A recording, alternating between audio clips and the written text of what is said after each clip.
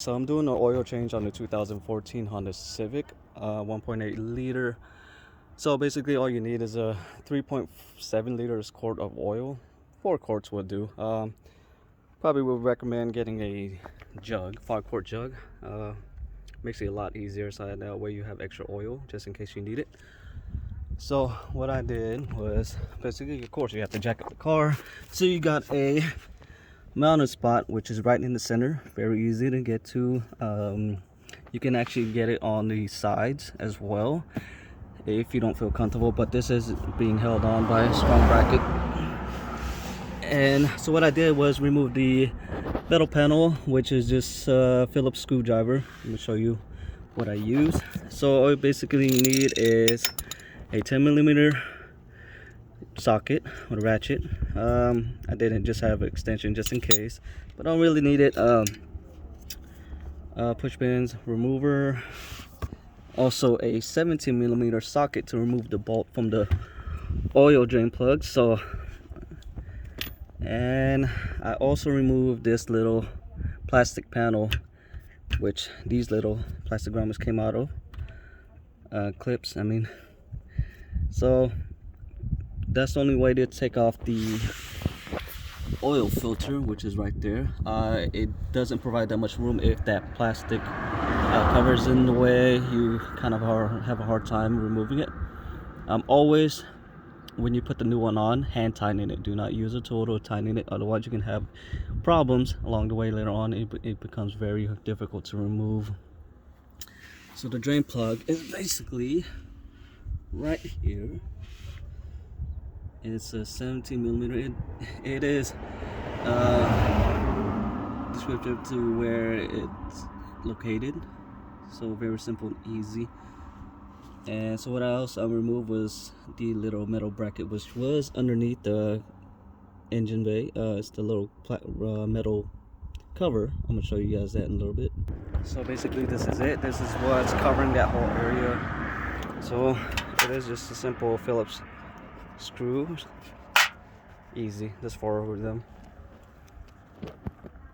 So if you don't have the tool to remove the oil filter, I do recommend using one of these gloves, mechanic glove, that provides grip, extra grip, and so you can actually remove the filter. I purchased this to tuck guard, so that way you can actually remove it later on in the future, even with the required nylon gloves, nitrile gloves. But this is preferable. It makes it a little bit easier. Unless you do have the tools to remove these, then I suggest just getting these. So in many cases, you do want to lube this. Just use the fresh oil that you have, that you purchase, and just lube this rubber gasket, so that way it doesn't become frail later on in the future. But it's rare that does really happen. Depends on most people. They do like to change their oil every 6 months to actually a year. It's not really how I do recommend it, but that's how most people are. So it varies on everyone's preference on how often they replace their oil. Okay, so I'm about to put this back. So what I'm talking about is when you basically, it's 2 plastic little clips and a 10mm bolt. So you basically put this back in, slides back on easily. So this bolt actually came off from right in this area. Very simple, easy. Same with this. Basically plop it back in. Do be careful because these do become frail and they tend to break at times.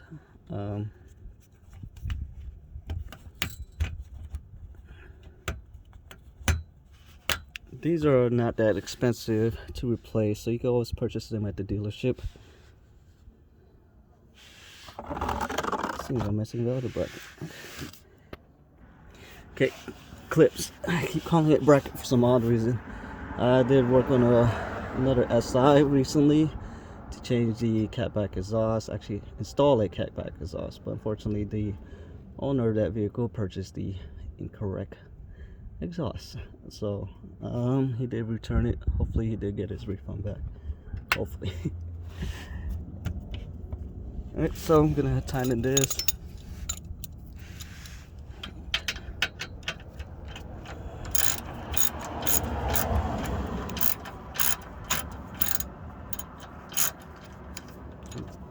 wrong way. I'm loosening it instead of tightening it. Don't know why. Okay, something's odd.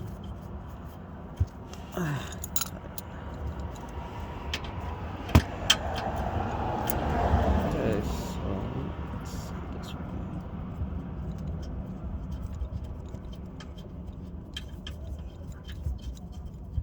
Weird.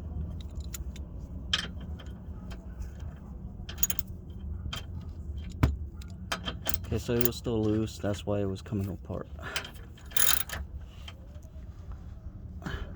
It. Make sure everything's tight. So you just hand tighten the oil filter.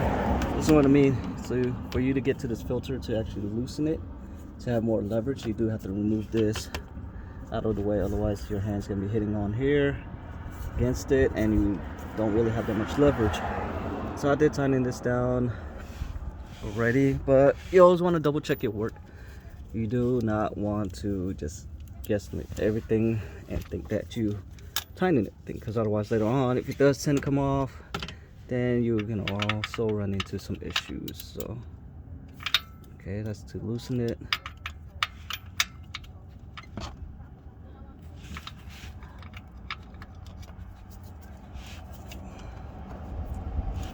Okay, so just hand tightening it, tight enough to where it's not very tight. You don't want to strip the bolt and have to tap it out. It does become an issue because you will also have metal flakings mixed in with your engine oil later on.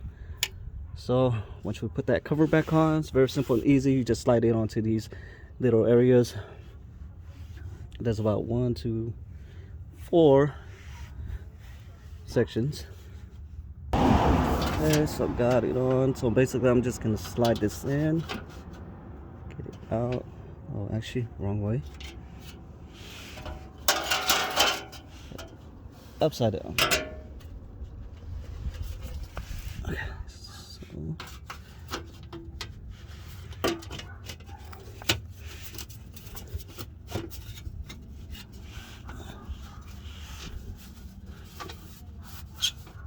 I have a feeling I have this the wrong way. Actually, it's the right way. Oh, there it goes.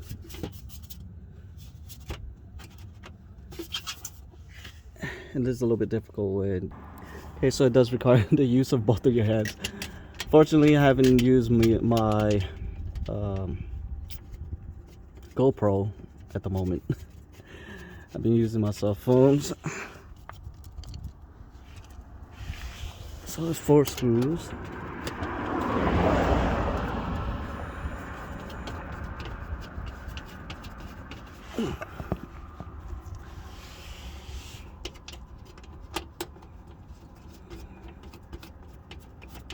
Yes, I am doing an oil change on the side of the street. It is not wise to actually do this, especially at a busy street area. At the moment, I'm working on my vehicle. I am changing the high pressure fuel pump. So it's a common issue on most of these Mercedes from 2012 to 2015 tend to wear out depending on the vehicle. Some vehicles do have the high pressure fuel pump go out at 20,000 miles to 50. It varies from beyond that. So when you step on the gas, you try to pass up another vehicle, you lose power and it goes into limp mode. And when that happens, all the fuel that's trying to push from that high pressure fuel pump and push it out from that section into the fuel rail, it has a huge delay and goes into limp mode. And so you basically lose power and your car runs a little bit slower than usual, and you get a check engine light stating a code P0002. That high pressure fuel pump can run you between $250 to $1,500, varies on where you purchase that part. Okay, so I'll make sure I have everything in. Bolt screw, filters tight. This is on. That's basically it.